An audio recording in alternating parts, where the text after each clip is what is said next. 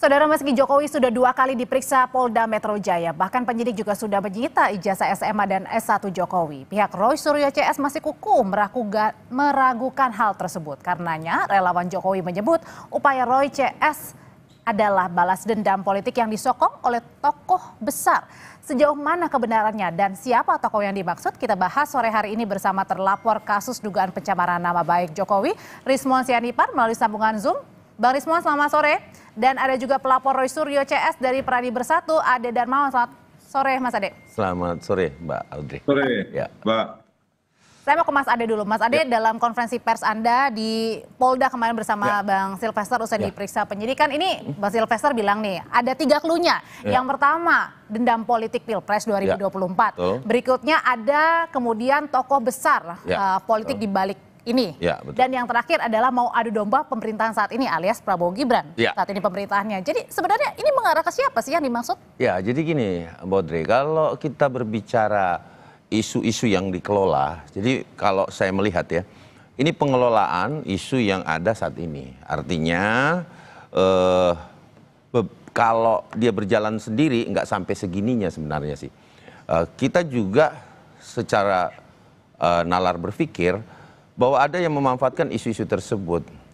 Dengan cara apa? Dengan cara bergabungnya kelompok-kelompok ini menjadi satu. Itu yang pertama. Kita melihat dari segitu. Terus kemudian isu-isu ini dikemas benar. Dikemas betul menjadi sesuatu yang saya rasa bahwa ini tidak masuk akal. Dikemas artinya berarti ada kesengajaan. Kesengajaan, ada upaya-upaya kesengajaan yang saya sendiri, nalar saya itu tidak bisa menerima. Kenapa? Karena gini, kalau terkait ijazah dan ataupun skripsi itu sangat mudah membuktikannya, Mbak Audrey. Ya, gampang banget. Jadi di UGM itu ada Badan Tata Kelola Akademik dan Kemahasiswaan. Nah, di situ UGM itu memiliki itu. Jadi kalau kita orang-orang kelompok mereka ini tidak percaya, kan bisa ngecek ke sana. Ngecek ada apa enggak, terus kemudian dibarengin dengan keterangan-keterangan UGM. Saat ini di Jogja, ini lagi pemeriksaan nih Mbak. Saya barusan tadi dapat komunikasi dari beberapa penyidik di sana. Ini lagi maraton memeriksa pihak UGM itu. Jadi artinya tentu bagian Badan Tata Kelola Akademik dan Kemahasiswaan itu juga ikut diperiksa itu. Nah, itu mudahnya di situ tuh. Nah, tapi kenapa dikemas? Gitu. Kenapa dikemas? Apakah ada unsur kesengajaan dan tadi ada tokoh besar di baliknya? Akan ikut masuk bermain. Nah, kalau gitu apakah benar pernyataan tersebut, Bang Rismon? Nanti usai jeda ya, Bang Rismon akan menjawab, tetap bersama kami.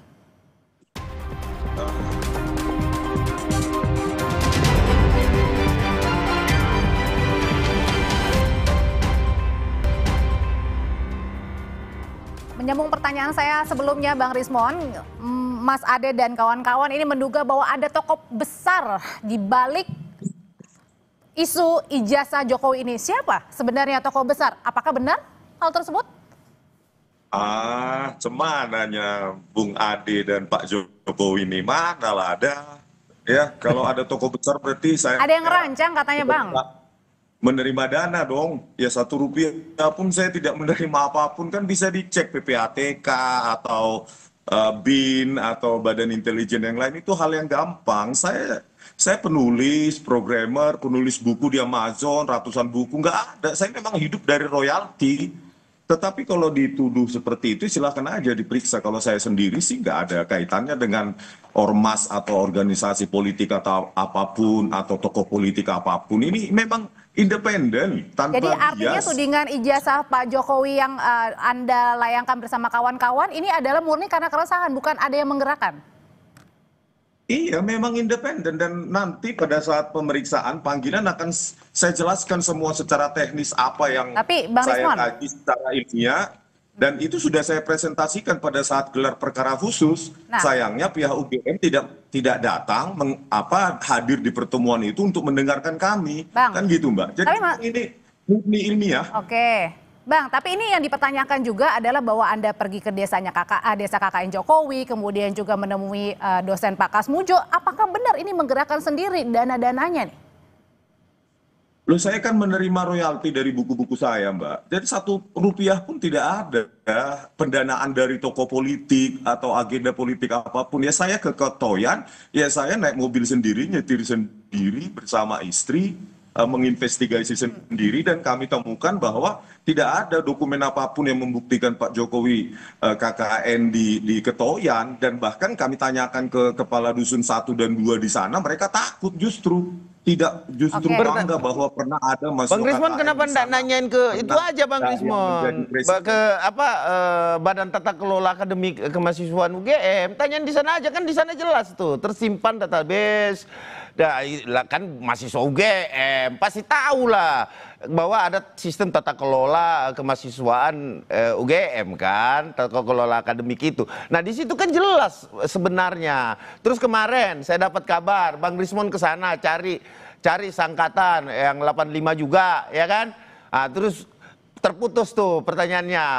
Bang Rismon saya dengar kabar mendapatkan juga yang tidak ada tanda tangannya loh, ya. Kemarin ada skripsi juga yang ditemukan gitu loh. Jadi jangan sepotong-sepotong lah. Itu Ini kan buntu terus nih Bang Rismon nih, buntu nih. Iya kan? Nah, terus Desa Ketoyan kemarin udah dijawab juga. Kan ada. Oke, kita coba viral, dengarkan gitu dulu loh. jawabannya Bang Rismon. Gimana Bang? Iya, kami kan kemarin mendapati bahwa perpustakaan Fakultas Kehutanan UGM itu sedang direnovasi ternyata. Jadi Fakultas Kehutanan UGM itu sedang direnovasi. Oleh karena itu kami bergeser ke fakultas terdekat, yaitu Fisipol dan Fakultas Hukum. Nah, apa yang dinyatakan Bung Ade itu dinyatakan bahwa tahun 84 itu skripsinya itu memang masih dalam revisi. Itu kata petugasnya, yang tidak ada tanda tangan tanda tangan ketua penguji maupun anggota dewan penguji. Jadi berarti ada kan? Berarti ada kan Bang Rismon? Ada juga yang tidak ada dosen pengujinya kan gitu loh. Bung Ade, itu belum final, itu belum dalam bentuk skripsi, itu masih manuskrip. Itu pun tahun 82 dan 84 yang kami dapati, dan manuskrip yang tidak ada tanda tangan itu masih direvisi, belum dalam bentuk skripsi gitu loh Bung Ade. Iya, tapi kan sudah dijawab sama wakil rektornya Abang. Abang ini, nih saya bilangin Bang ya, saya ambilkan ilustrasi Bang ya. Bang Rismon ini ya adalah cucu. Nah, ada 2 cucu nih.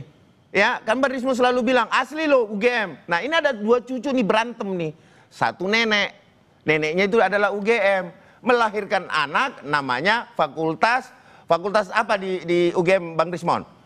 Bang Rismon fakultas apa? Fakultasnya Bang Rismon, Fakultas Kehutanan. Jadi apa Mas Ade? Nah, bahwa saya mau menyampaikan di sini ini ada anak nakal yang lahir satu ibu, sama-sama anak UGM, meributkan kakaknya, tantenya yang di sebelah, karena sama-sama ini cuman beda fakultas saja, sama-sama UGM. Satu kehutanan, Bapak Joko Widodo, dan Bang Rismon mungkin universitas apa di situ, fakultas apa Bang Rismon, saya nggak terlalu tahu. Gitu loh. Nah, ini dia meributkan sama-sama anak UGM, jadi bingung kita bahwa sebenarnya kalau kita mau melihat secara adil ya, nanya aja ke UGM-nya.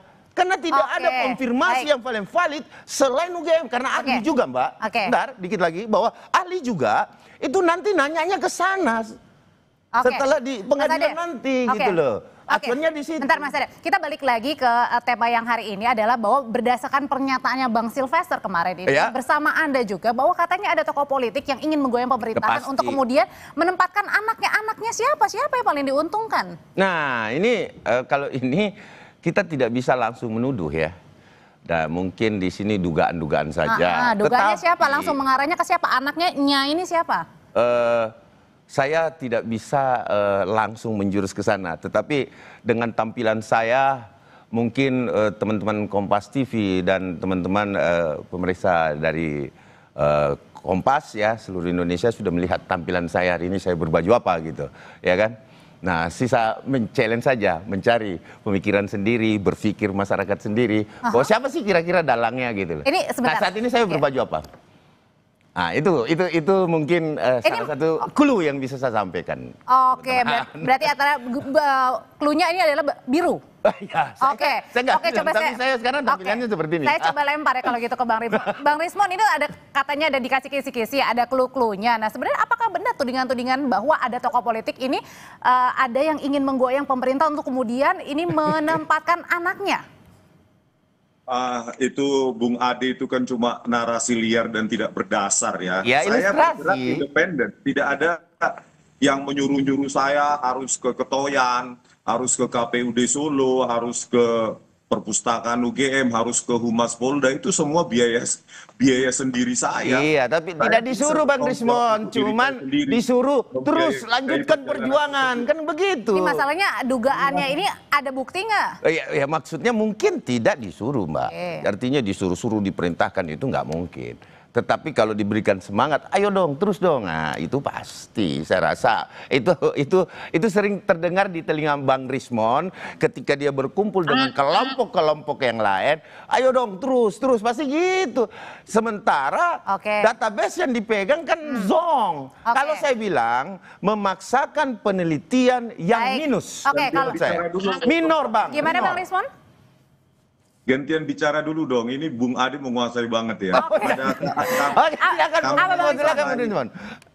Ketika saya mewawancarai Profesor Sufyan Effendi juga tidak ada yang memerintahkan, tidak ada yang mengatur pertemuan tersebut. Itu murni memang dari aktivis rela agama menghubungi saya, dan itu pun sudah tertunda 2 hari yang seharusnya diatur hari Senin, jadi kami hari Rabu, jadi memang tidak ada. Dan bahkan saya melaporkan Pak Joko Widodo ya 2 laporan itu ke Polda DIY, itu tidak ada yang mengatur, tidak ada yang membiayain, dan tidak ada yang strukturisasi dan ya. Oke, tapi kalau misalnya nih pada saat Anda kemudian melanjutkan, memang saat ini masih berproses ya, tapi dengan Anda mempertanyakan ijazah ini, kemudian apakah kemudian ketika Anda nanti misalnya ada di proses hukum selanjutnya, apakah Anda sudah siap atau merugikan Anda, atau Anda memang sudah siap dengan konsekuensinya?